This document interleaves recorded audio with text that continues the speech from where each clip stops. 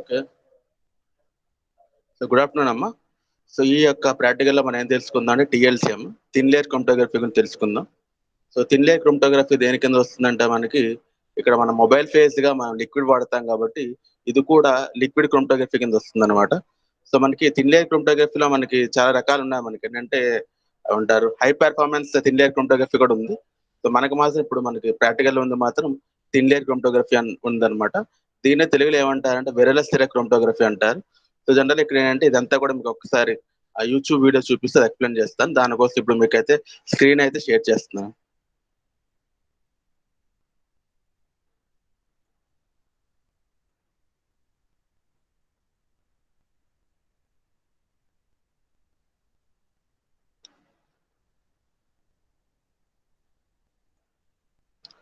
So, ఇదమ్మా మనకి thin layer chromatography.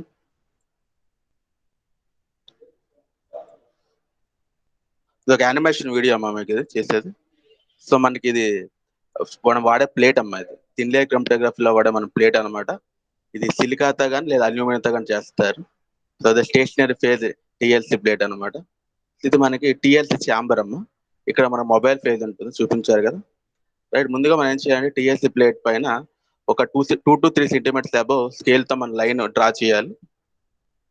తర్వాత అక్కడ చిన్న చిన్న పాయింట్స్ పెట్టుకుంటాం మనం బిందువులు.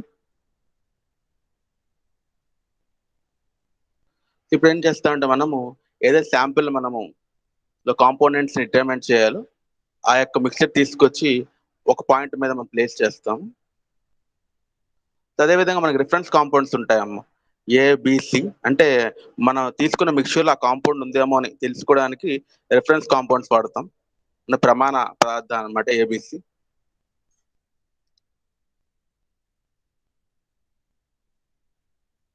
ఇప్పుడైతే దీనంతా తీసుకొచ్చి మనకి ఈ యొక్క టీఎల్‌సీ చాంబర్ దాంట్లో ప్లేస్ చేస్తారు.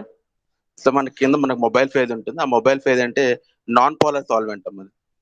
విద్రువ ద్రావణి అన్నమాట.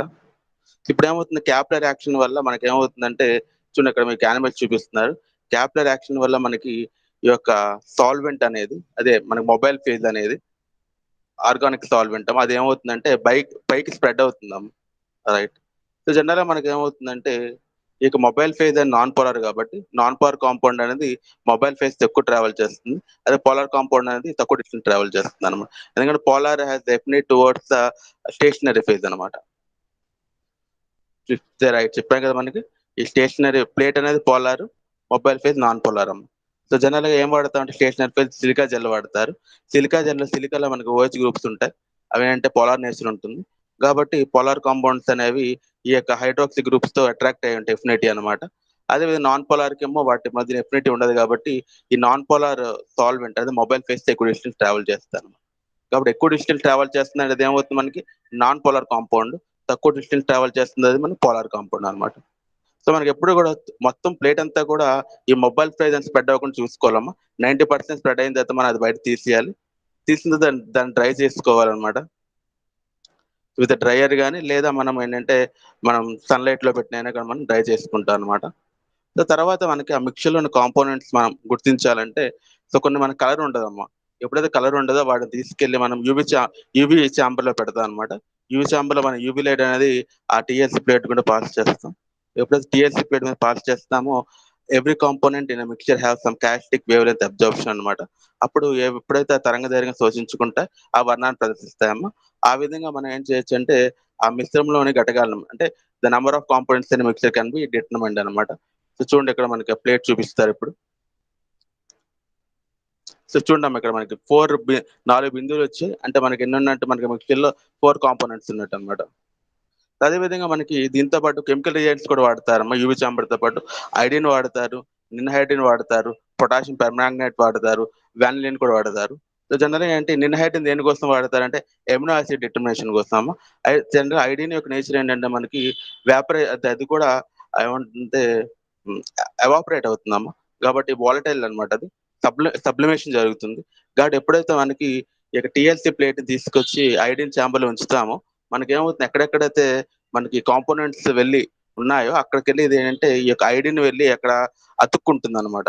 ఎప్పుడైతే అతుక్కుంటుందో మనకేంటంటే ఆ మిక్స్‌లో ఎన్ని రకాల అదే ఎన్ని నంబర్ ఆఫ్ కాంపోనెంట్స్ ఉన్నాయో మనకు తెలుస్తుంది. అదే నిన్‌హైడ్రిన్ కూడా మనం వాడతారు. ఎప్పుడు ఎమినో యాసిడ్స్ కోసము. అదే పొటాషియం పెర్మాంగనేట్ కూడా వాడతారు. వెన్నెన్ కూడా వాడతారు. సో, ఆ విధంగా మనం ఏంటంటే అంటే జనరల్ టీఎల్సీ ద్వారా మనం ఏం తెలుసుకోవచ్చు అంటే number of components in a mixture అమ్మ. కాబట్టి ఒక అంటే ఒక మిక్స్చర్‌లోని ఎన్ని రకాల కాంపోనెంట్స్ ఉన్నాయో మనం తెలుసుకోవచ్చనమాట. సో, చూడండమ్మా స్ప్రే చేస్తారిప్పుడు.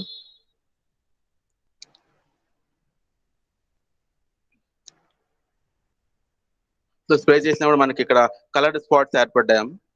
ఇక్కడ మనకు కాస్త రిటెన్షన్ ఫ్యాక్టర్ కావాలమ్మ. రిటెన్షన్ ఫ్యాక్టర్ అంటే distance travelled by component by distance travelled by the solvent అంటే మనకేంటే ఈ యొక్క చెప్పాం కదా మిశ్రమంలోని ఘటకాలు ప్రయాణించిన దూరం బై ద్రావణి ప్రయాణం అంటే మొబైల్ ఫేజ్ ప్రయాణించిన దూరం యొక్క నిష్పత్తిని ఏమంటారు రిటెన్షన్ ఫ్యాక్టర్ అంటారు. సో జనరల్ గా మనకి టీఎల్సీలో ఏమంటారు separation of components takes place based upon retention factor, whereas in column chromatography అయితే మనం రిటెన్షన్ టైం రిటెన్షన్ కాలం ఆధారంగా అక్కడ మిశ్రమ ఘటకాలను వేరు చేస్తే ఇక్కడ టీఎల్సీలో మాత్రం మనం రిటెన్షన్ గుణకం ఆధారంగా ఎందుకంటే రిటెన్షన్ ఫ్యాక్టర్ ఏంటి distance travel by component by distance travel by solvent అదే మీకు చూపిస్తారు ఇక్కడ. సో చూస్తారు కదా రైట్ బై సాల్వెంట్ అంటే మొబైల్ ఫేజ్ అమ్మ అది నాన్ పోలార్. జనరల్‌గా మనకిక్కడ ఏంటంటే రైట్ కాంపౌండ్ ఏ, కాంపౌండ్ బి, కాంపౌండ్ సి ఉన్నాయమ్మ. అదే విధంగా సాల్వెంట్ ప్రయాణం చేసిన దూరం 17 సెంటీమీటర్లమ్మ. కాంపౌండ్ ఏ ట్రావెల్ చేసిన డిస్టెన్స్ 4 సెంటీమీటర్స్. కాంపౌండ్ బి ఏమో 7 సెంటీమీటర్స్. కాంపౌండ్ సి ఏమో 15 సెంటీమీటర్స్ అమ్మ. సో, అలా చేసినప్పుడు మనకి నిష్పత్తి కావాలి. చెప్పాం కదా మనకి డిస్టెన్స్ ట్రావెల్ బై కాంపోనెంట్. ఇక్కడ మనం ఏది తీసుకున్నాం అనుకోండి. ఏ డిస్టెన్స్ ఎంత ట్రావెల్ చేసి 4 సెంటీమీటర్స్ దట్ 4 ఓవరాల్‌గా మనకి సాల్వెంట్ అనేది అంటే మొబైల్ ఫేజ్ ఎంత డిస్టెన్స్ ట్రావెల్ చేసి 17 అమ్మ. దట్ 4/17 అంటే ఎంత వస్తుంది మనకి 0.23 వస్తుంది. అదే అకౌంట్ బికొచ్చేసరికి ఆ 7 సెంటీమీటర్స్ ఏమో ట్రావెల్ చేసింది. కానీ మనకి మొబైల్ ఫేజ్ ట్రావెల్ చేసింది 17 సెంటీమీటర్లు కాబట్టి 7/17 కాబట్టి 0.41 వస్తుంది. అదే విధంగా కాంపౌండ్ సి అనేది మనకి 15 సెంటీమీటర్ ట్రావెల్ చేస్తుందమ్మ. అదే విధంగా సాల్వెంట్ అది మొబైల్ పేజ్ అనేది 70 సెంటీమీటర్స్ కాబట్టి 15/70 0.88 అమ్మ. కాబట్టి దేని యొక్క రిటెన్షన్ గుణకం రిటెన్షన్ ఫ్యాక్టర్ ఎక్కువగా ఉంటుందో దాని యొక్క పొలారిటీ తక్కువ ఉంటుంది. లో పోలార్ కాంపౌండ్ అమ్మ. దేని యొక్క రిటెన్షన్ గుణకము తక్కువ ఉంటుందో అది హై పోలార్ కాంపౌండ్ అమ్మ. ఇక్కడ మనకి 0.41 అనేది మధ్యస్థంగా ఉంది కాబట్టి దాని యొక్క పొలారిటీ కూడా మీడియంగా ఉంటుంది. గుర్తుపెట్టుకున్నాము. The compound whose retention factor is low is highly polar. The compound whose retention factor is high is low polar అమ్మ. కాబట్టి ఆ విధంగా ఇక్కడ మనం అంటే ఇవి ఇక్కడ number of components in mix అంటే ఒక ఘటకంలో ఒక మిశ్రమంలో ఎన్ని రకాల కాంపౌండ్ ఘటకాలు ఉన్నాయో మనం తెలుసుకోవచ్చు. కాబట్టి ఇది టీఎల్సీ అంటారు. పెట్టుకోండి ఇక్కడ. కాబట్టి రిటెన్షన్ ఫ్యాక్టర్ అనేది ఎక్కువ ఉంటే అది పోలార్, తక్కువ ఉంటే రిటెన్షన్ ఫ్యాక్టర్ ఎక్కువ ఉంటే అది నాన్ పోలార్ అమ్మ.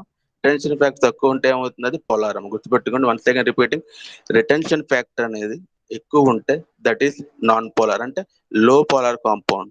అదే విధంగా మనకి రిటెన్షన్ ఫ్యాక్టర్ తక్కువ ఉంటే అది పోలార్ కాంపౌండ్. ఏంటి మనకి పోలార్ కాంపౌండ్ గుర్తుపెట్టుకున్నాం. కాబట్టి హై పోలార్ కాంపౌండ్. ఓకేనా రైట్. ఆ విధంగా మనం చెప్పుకున్నాం ఇది మనం. సో నెక్స్ట్ అదే విధంగా మనము ఇంకోటి చూపిద్దామా మీకు.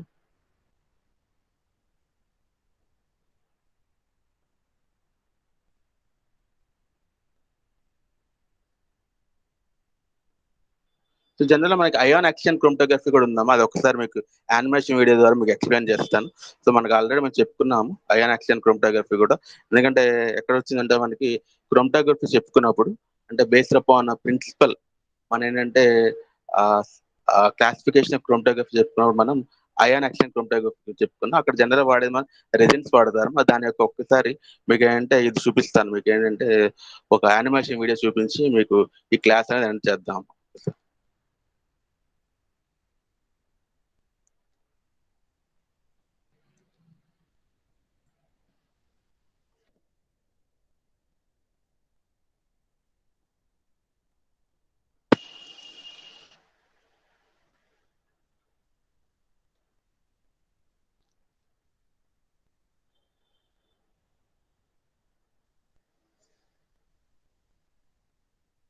ఒకసారి వీడియో లోడ్ అవుతుంది.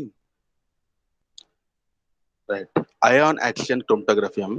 దీని అయాన్ వినిమయ క్రోమటోగ్రఫీ అంట. దీంట్లో మనకి స్టేషనరీ ఫేజ్‌కి ఏం వాడతారు? రెజిన్స్ వాడతారమ్మ. చూడండమ్మా ఇక్కడ మనకి కాలమ్ అన్నమాట ఇది. రైట్. మన మొబైల్ ఫేజ్ ఇది. So mobile phase, stationary phase. చరపరావస్థ, స్థిరపరావస్థ చూపించారు మనకి.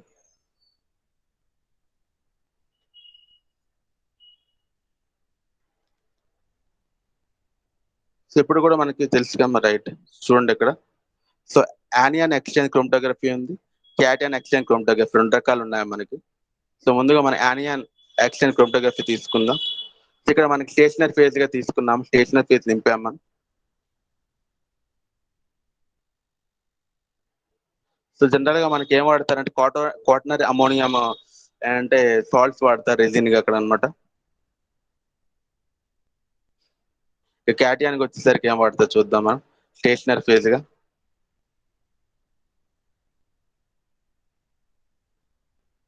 సో మిథైల్ సల్ఫేట్ రెజిన్స్ వాడతారు ఇక్కడ, మిథైల్ సల్ఫేట్ రెజిన్స్ వాడతారు. సో క్యాటియాన్ లో అయితే సో జనరల్ గా మనకి ప్యూరిఫికేషన్ ప్రోటీన్స్ ని శుద్ధపరచడానికి మనం వాడతారు అనమాట. So conditioning, loading, washing, elution ఇవన్నీ కూడా ఉంటాయి మనకి పద్ధతులు. సో కండిషనింగ్కి వెళ్దాము. సో బఫర్ అనేది మనం అంతే ఒక 20 మిల్లీమోలార్ తీసుకుంటే దానికి పిహెచ్ 5 ఉంటుందమ్మా. దాంట్లో డిజాల్వ్ చేశారు మనకి, ఏవి ప్రోటీన్స్ అనమాట డిజాల్వ్ చేశారు. So same buffer without proteins అమ్మా, ప్రోటీన్స్ తో ఒకటి, వితౌట్ ప్రోటీన్స్ బఫర్ తీసుకున్నాం. వితౌట్ ప్రోటీన్స్ బఫర్ ముందుగా వేసాం మనం స్టేషన్ ఫేజ్ గుండా.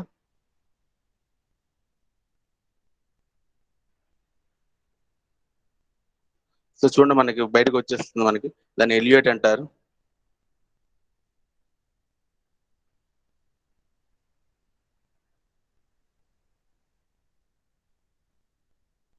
నెక్స్ట్ లోడింగ్ అమ్మ, అంటే విత్ ప్రోటీన్ అమ్మ, విత్ ప్రోటీన్స్ ఉన్న బఫర్ మనం యాడ్ చేస్తారు అన్నమాట ఇప్పుడు. సో జనరల్ మనకి పిహెచ్ 3, పిహెచ్ 7, పిహెచ్ 9 ఉంది మనకి.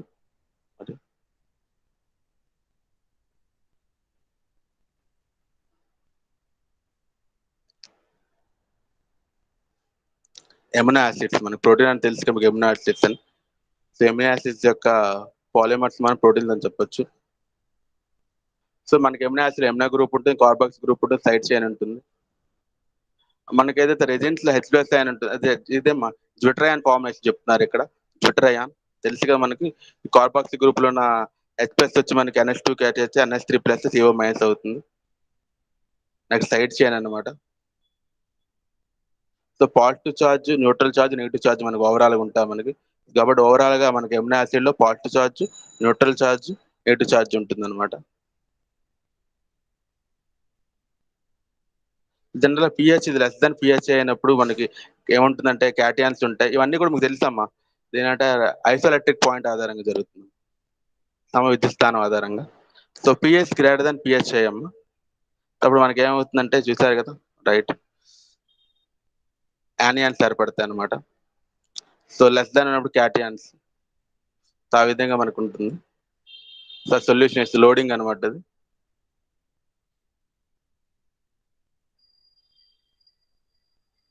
దాంట్లోనే మనకి 3 రకాలు ఉన్నాయమ్మా. న్యూట్రల్ వస్తుంది, అదేవిధంగా క్యాటియాన్స్ వస్తాయి, యానియాన్ వస్తుంది అనమాట. కాబట్టి అవన్నీ కూడా అలా బయటికి వస్తుంది అనమాట.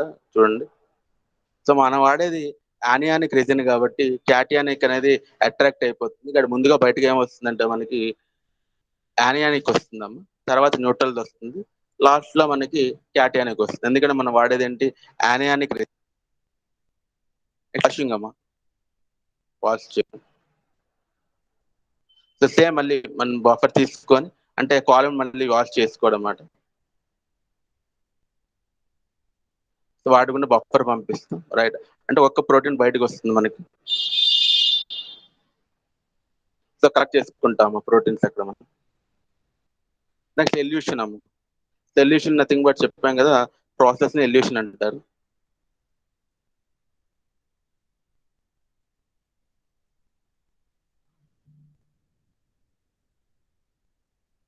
రైట్, సోడియం క్లోరైడ్ సాల్ట్ వేస్తారు మనకి.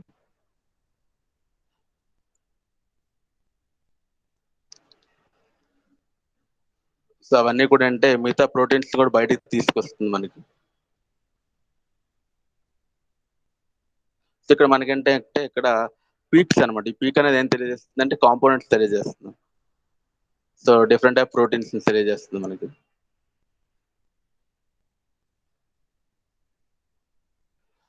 జనరల్ మనకంటే వీటి కాన్సంట్రేషన్ మారుస్తారు. ఒక 300 మిల్లీ మోలార్ ఒకటి తీసుకుంటే ఇంకోటి 150 మిల్లీ మోలార్ తీసుకున్నారు. అంటే డిఫరెంట్ కాన్సంట్రేషన్స్ తో మనం చెప్పాం కదా, A B C different concentrations buffer వాడాం మనం. దాన్ని వాషింగ్ అంటారు. ఆ విధంగా ఏం చేస్తారంటే ఈ యొక్క దాంట్లో మిక్చర్ ఉన్న 3 ప్రోటీన్లు కూడా సెపరేట్ చేసుకున్నారు. అదంతా కూడా యానియానిక్. ఇప్పుడు క్యాటయానిక్ వచ్చారమ్మా. సో సేమ్ అనమాట. క్యాటయానిక్ కూడా నెగిటివ్, న్యూట్రల్, పాజిటివ్ కింద మన డిఫరెన్షియేట్ చేసుకుంటారు బేస్డ్ అపాన్ పిహెచ్ అనమాట.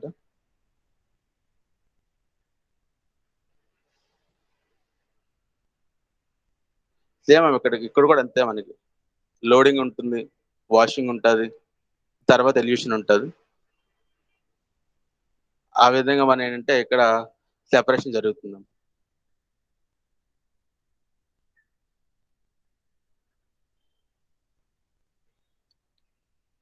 కాబట్టి ఈ విధంగా మీకు ఏంటంటే అయాన్ ఎక్స్చేంజ్ మెథడ్ అంటే మీకు జనరల్గా మీకు అయితే ఎగ్జామ్లో ఏమి అడగర్లేండి, కానీ జనరల్గా మనకి ఒక యానిమేషన్ వీడియో ఉందని మీకు చూపిస్తున్నాను అనమాట. కాబట్టి ఆ విధంగా మనం ఏం చెప్పుకున్నాం అంటే ఈరోజు మనకి మెయిన్గా ఎగ్జామ్లో మనకి ముఖ్యం ఏంటంటే ప్రాక్టికల్లో మనకి టిఎల్సి మీనం థిన్ లేయర్ క్రోమటోగ్రఫీ. ఆ థిన్ లేయర్ క్రోమటోగ్రఫీ నుంచి మనం చెప్పుకున్నాం అనమాట. ఈ థిన్ లేయర్ క్రోమటోగ్రఫీ యొక్క మెయిన్ ఉపయోగం ఏంటంటే number of components in the mixture అమ్మ. కాబట్టి ఒక మిక్చర్లో ఒక మిశ్రమంలో ఎన్ని గట్టగలమో మనం తెలుసుకోవచ్చు అనమాట. ఇక్కడ గుర్తుపెట్టుకోండి, మన టిఎల్సి ప్లేట్ అనేది ఎంత తయారు చేస్తారంటే మేడప్ ఆఫ్ సిలికా లేదా అల్యూమినియంతో తయారు చేస్తారమ్మా.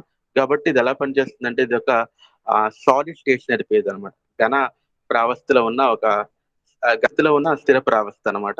ఇంకా మన ఏంటి చర ప్రావస్థ అంటే ఏదో మొబైల్ ఫేజ్ ఏం వాడతాం అంటే ఒక ఆర్గానిక్ సాల్వెంట్ వాడతాం. సో జనరల్ గా అది నాన్ పోలార్ నేచర్ అంటే విద్రువ స్వభావం కలిగి ఉంటుంది.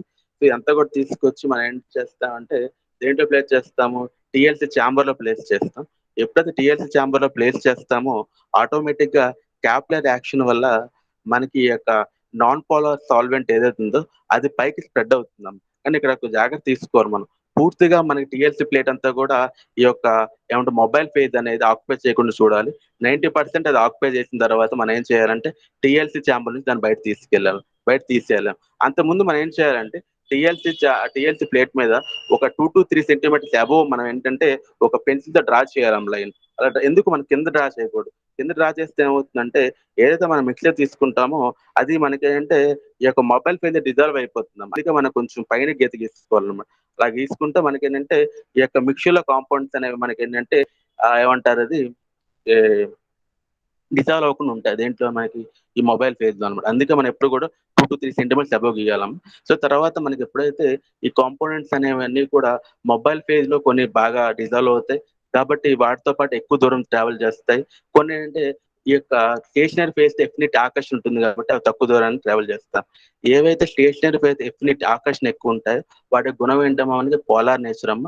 అలా కాకుండా ఏవైతే ఫేజ్ ఎక్కువ దూరం మొబైల్ ఫేజ్ తో పాటు మనకి ఎక్కువ దూరం ప్రయాణిస్తాయో అంటే నాన్ పోలార్ అమ్మ. కాబట్టి ఆ విధంగా మనం చెప్పొచ్చు అంటే ఇక్కడ you can separate the components in mix based upon retention factor అమ్మ. రిటెన్షన్ గుణక ఆధారం. రిటెన్షన్ ఫ్యాక్టర్ అంటే ఏం లేదు, distance travelled by component by distance travelled by the mobile phase solvent అనమాట. కాబట్టి ఎప్పుడు కూడా ఈ రిటెన్షన్ గుణకం విలువ అనేది మనకి ఎక్కువ వచ్చింది అనుకుంటాం, అది ఏమవుతుంది, అది మనకి డెఫినెట్ గా అది ఒక నాన్ పోలార్ కాంపౌండ్ అంటే లో అలాటివ్ కాంపౌండ్ అనమాట. అలా కాకుండా మనకి రిటెన్షన్ గుణకం అనేది మనం తక్కువ ఉంది అనుకుంటాం, అదేంటో మనకి పోలార్ కాంపౌండ్. కాబట్టి ఈ విధంగా మనం టిఎల్సి వాడతాం.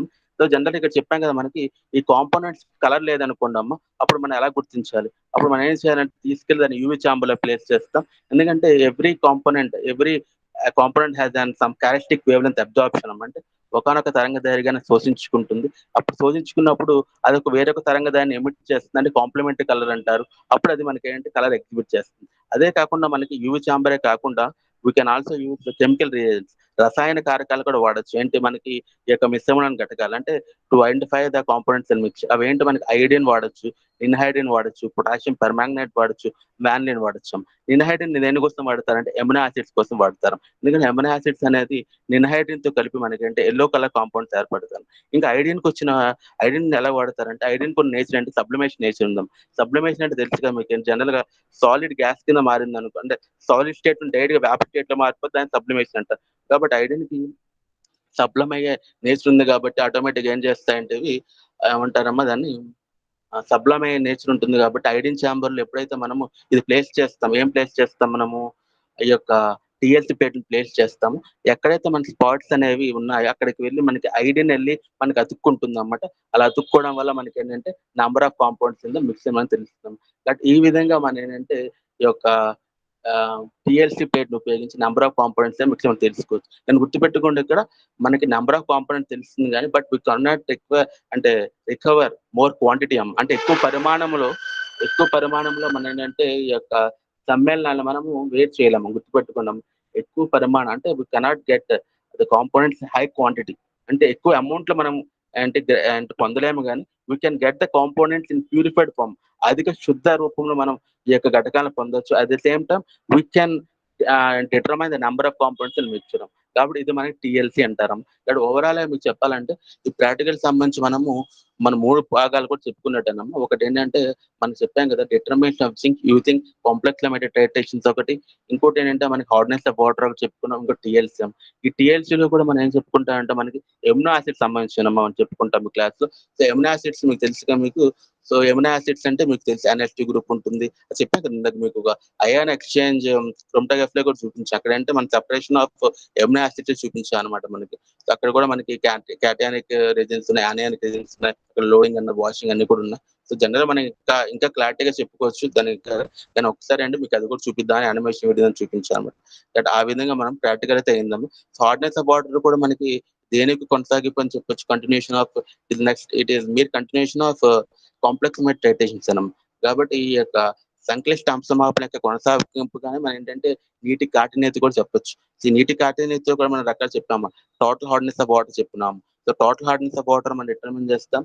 తర్వాత దాంట్ నుంచి పెర్మనెంట్ హార్డ్నెస్ డిటర్మిన్ చేసి total hardness minus permanent hardness మనకి ఏమొస్తుందంటే మనకి జనరల్ మనకి ఏమొస్తుందంటే ఈ యొక్క టెంపరీ హార్డ్నెస్ వస్తున్నాం. అక్కడ యూనిట్స్ కూడా మనకి గ్రామ్ పర్ లీటర్ చెప్పుకున్నాం. ఓకేనా, ఇవన్నీ కూడా చూస్తున్నాం మనకి. సో జనరల్ కాంప్లెక్స్ టైటేషన్స్ లో మనం వాడే ఏం వాడతాం మనము, ఇండికేటర్ ఈబిటీ వాడతాం, ఎరుకురం బ్లాక్ టీ వాడతాం. అదే విధంగా ఇక్కడ ఏం వాడతాం, బఫర్ కూడా వాడతాం. బఫర్ ఏం వాడతాం, ammonium chloride ammonium hydroxide buffer వాడతాం.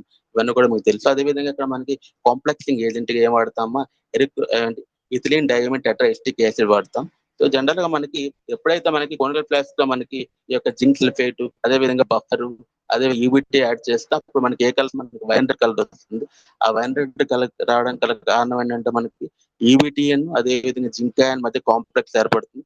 దానికి ఉన్న కలర్ ఏంటో మనకి వైన్ రెడ్ కలర్. అది మనకి ఎండ్ పాయింట్ వచ్చేసరికి ఏమవుతుందంటే మనకి ఈ యొక్క వైన్ రెడ్ అని దేని కింద మారిపోతుంది, బ్లూ కింద మారిపోతుంది. దానికి గల కారణం ఏంటంటే అక్కడ ఎండ్ పాయింట్ దగ్గర మనకి జింక్ కి ఈటీఏ మధ్య కాంప్లెక్స్ ఏర్పడుతుంది. జింక్ ఈటీఏ కాంప్లెక్స్ మనకి ఎటువంటి కలర్ ఉండదు, కానీ ఈబిటీ యొక్క యానియానికి మనకి ఏ కలర్ ఉంటుందంటే బ్లూ కలర్ ఉంటుంది. కాబట్టి ఓవరాల్ గా మనకి సొల్యూషన్ బ్లూ కలర్ వస్తుంది. ఆ విధంగా మనకి ఈ యొక్క డిటర్మినేషన్ ఆఫ్ జింక్ యూజింగ్ ఈటే చేసాము. కాబట్టి ఎప్పుడు కూడా మనకి ఈ టైటేషన్స్ మనకి ఎప్పుడు కూడా 3 పార్ట్స్ ఉంటాయి మనకి. Part A, part B, part C.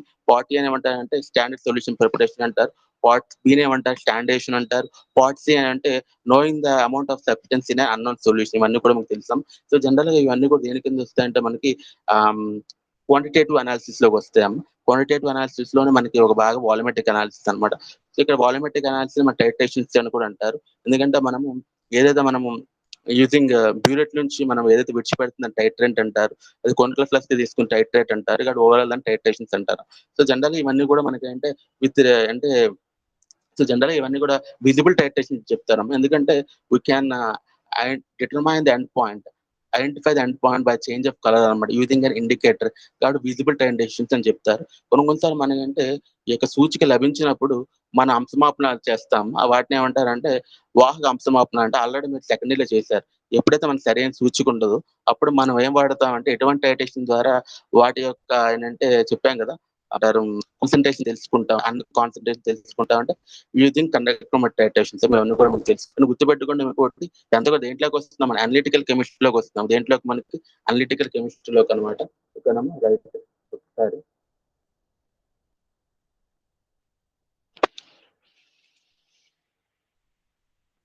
So అంతా కూడా మనకి అనలిటికల్ కెమిస్ట్రీకి వస్తున్నాం. సో మనకు తెలిసి అనలిటికల్ కెమిస్ట్రీ అంటే మనకు తెలుసు కదా, మనకి ఏమంటారు దీంట్లో కెమికల్ అనాలిసిస్ అనే పదం ఉంటుందమ్మా. Knowing and substance, knowing about unknown substance using known substance, దాన్నే కెమికల్ అనాలిసిస్ అంట.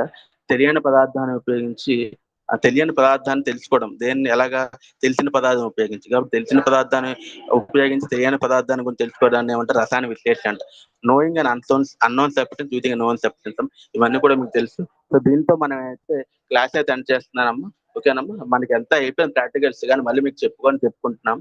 థ్యాంక్ యూ అమ్మా. ఇంక లీవ్ అయ్యండి. ఓకే అమ్మా. రికార్డింగ్ స్టాప్ చేస్తున్నాం. వెళ్ళొచ్చు.